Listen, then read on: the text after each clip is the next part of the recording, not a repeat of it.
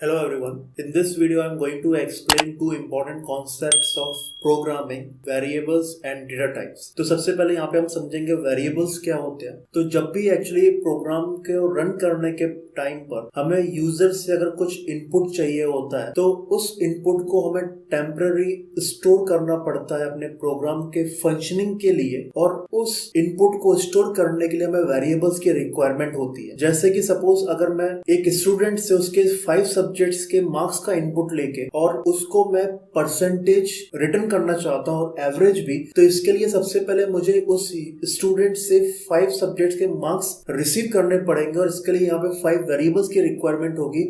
हर एक वेरिएबल एक सब्जेक्ट के मार्क्स को स्टोर करेगा। इसके बाद यहाँ पर एक और वेरिएबल की रिक्वायरमेंट होगी एवरेज के लिए, एवरेज को स्टोर करने के लिए, और एक वेरिएबल की रिक्वायरमेंट होगी परसेंटेज को स्टोर करने के लिए। तो जब भी हम प्रोग्राम को एग्जीक्यूट करते हैं तो वहां पे हमें यूजर से कुछ इनपुट चाहिए होता है। हम प्रोग्राम के एग्जीक्यूशन के टाइम पे कैलकुलेशन भी करते हैं और कैलकुलेशन के रिजल्ट को भी हमें टेम्पररी स्टोर करना पड़ता है, क्योंकि उस रिजल्ट को हमें हो सकता है प्रोग्राम में आगे यूज करना पड़े या फिर उसको हमें प्रिंट करना पड़े। तो जो भी हम यूजर से इनपुट ले रहे हैं या फिर जो भी कैलकुलेशंस हो रही है, इन सभी को हमें टेम्पररी स्टोर करना पड़ता है, और ये स्टोरेज के लिए हमें अपने प्रोग्राम्स में वेरिएबल्स को यूज करना पड़ता है, वेरिएबल्स का डिक्लेरेशन करना पड़ता है। अब इनका नाम वेरिएबल्स क्यों दिया गया? क्योंकि एक प्रोग्राम के एग्जीक्यूशन के टाइम पे एक वेरिएबल को जो भी हमने वैल्यू प्रोवाइड की है वो वैल्यू हम चेंज भी कर सकते हैं प्रोग्राम के एग्जीक्यूशन के टाइम पे। इस वजह से इनकी जो वैल्यू वो फिक्स नहीं रहती, वो कांस्टेंट नहीं रहती, उसको हम चेंज कर सकते हैं प्रोग्राम के एग्जीक्यूशन के टाइम पर। तो इस वजह से इनको वेरिएबल्स कहा जाता है। अब वेरिएबल्स का एक्चुअली कॉन्सेप्ट क्या है कि जब भी हम अपने प्रोग्राम को रन करते हैं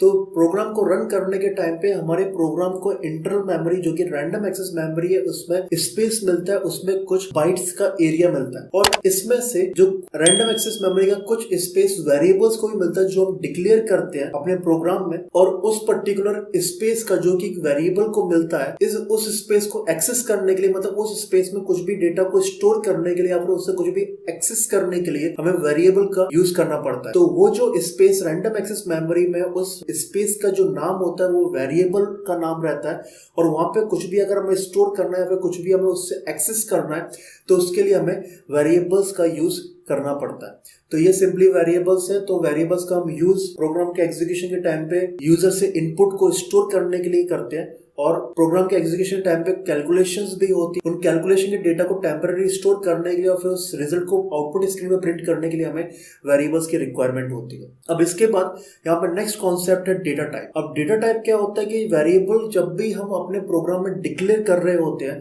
तो वहां पर हमें डेटा टाइप का यूज करना बहुत ज्यादा इंपॉर्टेंट होता है। विदाउट डेटा टाइप का यूज किए हम जावा में वेरिएबल्स का डिक्लेयर नहीं कर सकते। अब डेटा टाइप क्या होता है? डेटा टाइप ये स्पेसिफाई करता है कि जो वेरिएबल हम डिक्लेयर कर रहे हैं वो किस टाइप की वैल्यू को स्टोर करेगा। यहाँ पे हमारे पास 4 टाइप के प्रिमिटिव डेटा टाइप्स होते हैं या फिर सिंपल डेटा टाइप्स होते हैं, या फिर हम कह सकते हैं डिफॉल्ट डेटा टाइप्स अवेलेबल है जावा प्रोग्रामिंग में। अब यहाँ पे मैं आपको कंप्लीट टेबल दिखाने जा रहा हूँ। तो ये जावा प्रोग्रामिंग में डेटा टाइप्स की लिस्ट है, और फर्स्ट यहाँ पे इंटीजर डेटा टाइप्स, यहाँ पे बाइट, शॉर्ट, इंट और लॉन्ग, ये 4 इंटीजर डेटा टाइप्स है। हमें एक पर्टिकुलर डेटा टाइप का यूज करना पड़ता है वेरिएबल के डिक्लेरेशन के टाइम पे, और वो हम चूज करते हैं हमारे नंबर के साइज के हेल्प से। हमारा नंबर अगर बहुत ही ज्यादा बड़ा है तो उसके लिए हमें लॉन्ग डेटा टाइप का यूज करना पड़ेगा, और हमारा नंबर अगर बहुत छोटा है तो उसके लिए हमें बाइट डेटा टाइप का यूज करना पड़ेगा। तो इस तरीके से इंटीजर के लिए हमारे पास ये 4 डेटा टाइप्स है। नेक्स्ट हमारे पास डेसिमल वैल्यूज के लिए और फ्रैक्शन वैल्यूज के लिए फ्लोट और डबल 2 डेटा टाइप्स है। फ्लोट और डबल डेटा टाइप्स अगेन यहाँ पे 2 अवेलेबल है सेम डेसिमल वैल्यूज को स्टोर करने के लिए, लेकिन इनका साइज हम देख सकते हैं। फ्लोट का साइज 32 बिट्स है और डबल का साइज 64 बिट्स है।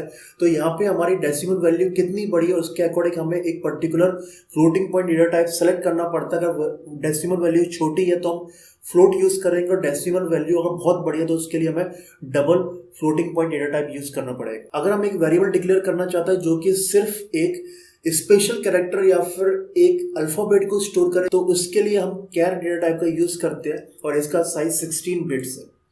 और अगर हम सिर्फ ट्रू या फॉल्स वैल्यू को स्टोर करना चाहते हैं तो उसके लिए हमें बूलियन डेटा टाइप का यूज करना पड़ता है। इस तरीके से जावा प्रोग्रामिंग में 4 डेटा टाइप्स की कैटेगरीज है और इंटीजर में हमारे पास 4 डेटा टाइप्स है, फ्लोटिंग पॉइंट में 2, कैरेक्टर में कैर सिंगल और बुलियन 4th कैटेगरी। अब इसका मैं यहाँ पे एक एग्जांपल दिखाना चाहूंगा एक प्रोग्राम की हेल्प से। तो इस प्रोग्राम में आप देख सकते हैं कि यहाँ पे मैंने सबसे पहले 3 इंटीजर टाइप के वेरिएबल्स डिक्लेयर किए हैं और वेरिएबल्स का जब भी हम डिक्लेरेशन करते हैं तो सबसे पहले हमें डेटा टाइप मेंशन करना पड़ता है जो कि यहाँ पर इंट है। इसके बाद नेक्स्ट यहाँ पर a वेरिएबल है इक्वल्स टू 5। तो यहाँ पे a वेरिएबल का डिक्लेरेशन और इनिशियलाइजेशन दोनों हो रहा है। तो जब भी हम वेरिएबल का डिक्लेरेशन करना चाहते हैं तो सबसे पहले हमें डेटा टाइप मेंशन करना पड़ता है इंट। इसका मतलब यहाँ पे जो भी वेरिएबल मैं डिक्लेयर करना चाह रहा हूँ उसको 32 बिट्स रैंडम एक्सेस मेमोरी में स्पेस मिलेगा और उस स्पेस में अगर मैं कुछ भी स्टोर करना चाहता हूँ या फिर वहां से कुछ भी फेच करना चाहता हूँ तो मुझे एक नाम की रिक्वायरमेंट है और वो है मेरा वेरिएबल का नाम d। तो यहाँ पे मैंने एक वेरिएबल डिक्लेयर किया है इंट d। नेक्स्ट यहाँ पे मैं एक डेसिमल वैल्यू को स्टोर करने के लिए वेरिएबल डिक्लेयर करना चाहता हूँ और उसके लिए मैं यहाँ पे यूज कर रहा हूँ फ्लोट e सेमीकोलन। तो यहाँ पे मैंने एक फ्लोट टाइप का e वेरिएबल डिक्लेयर कर दिया है। सपोज मैं एक वेरिएबल में कैरेक्टर वैल्यू को स्टोर करना चाहता हूँ जैसे कि एक सिंगल अल्फाबेट या फिर एक स्पेशल कैरेक्टर या फिर एक सिंगल डिजिट, तो उसके लिए हमारे पास डेटा टाइप अवेलेबल है कैर f सेमीकोलन।